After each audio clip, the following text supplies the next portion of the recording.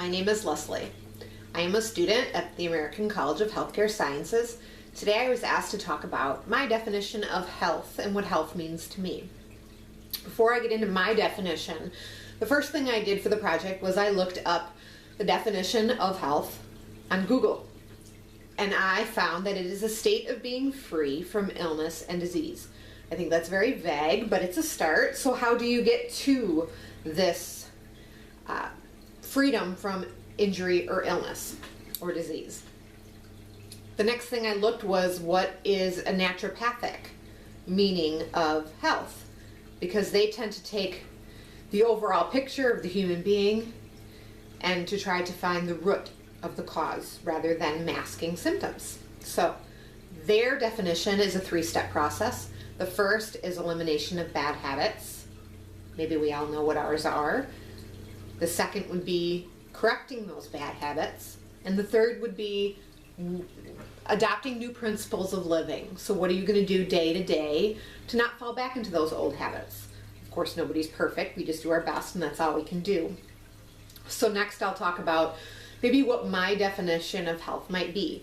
And that would be fostering all aspects from physical, mental, spiritual, and social well-being.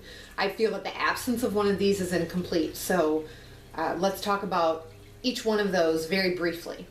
The first one's physical, eating well. If you increase your body's vibration, if you eat plenty of living foods, it will help you to stay in a state of homeostasis. Exercise, get up and move. Our bodies are not meant to be stagnant.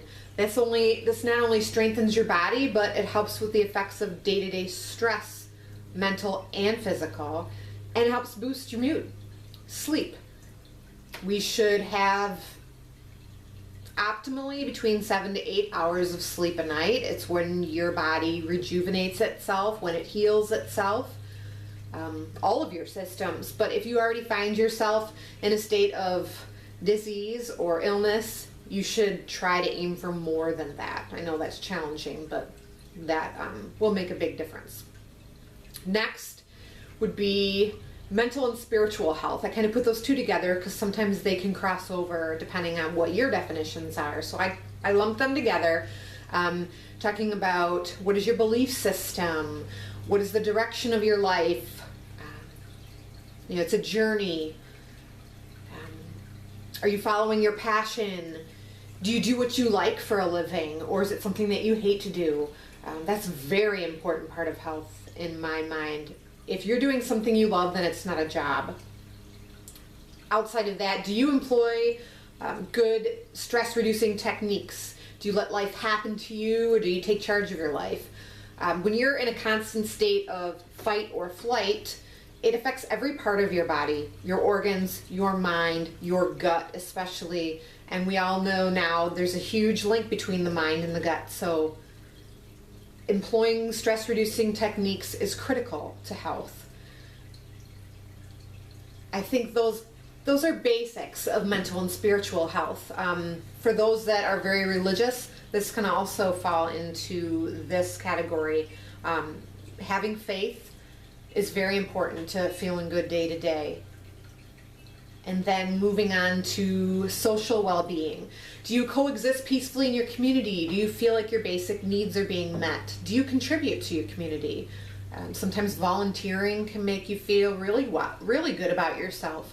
Even if it's something as simple as giving everyone you see outside of the home a smile for the day. I think you'd be amazed by how well that's going to make you feel. And you never know how that's going to change somebody else's day either. So get involved. Don't make your entire life behind the computer, social media, texting people, pick up the phone, make connections. Those are very important to health. So I think that covers my 4 aspects of health, from physical, mental, spiritual, and social. And a nice tool that I like to use and I come back to every so often is something called the Wheel of Life. If you Google Wheel of Life exercise and images, you'll be able to find this relatively easily. I pulled this from my textbook, Business Mastery, and I'm pretty sure it was originated by Sherry Sohen Moe. It's Sohenmoe. And what it is it I'll just talk about what it has on the outside. So there's relationships, social life, joy, health, career, creativity, finances, education, spirituality, and home environment. Those are basic breakdowns of everything that I just talked about, from physical, mental, spiritual, and social well-being. The inside of the circle is the least desirable place to be, and the outside is the most desirable place to be. So you can sit down. I try and do this 3 to 4 times a year, and I would plot on each line. So for joy, am I feeling very joyful in my life? If I am, I'm going to put a dot towards the outside of the circle. If I'm not, I'm going to put it towards the middle, and I'm going to go all the way around, and then I'm going to connect my dots. The option is to have balance, to have a wheel that would roll. Most of us are not going to have that, but it really helps you to figure out what you need to work on, because it's going to change. It's going to change day to day, month to month, and year to year. Where you were last year, you're not going to be next year, so on and so forth.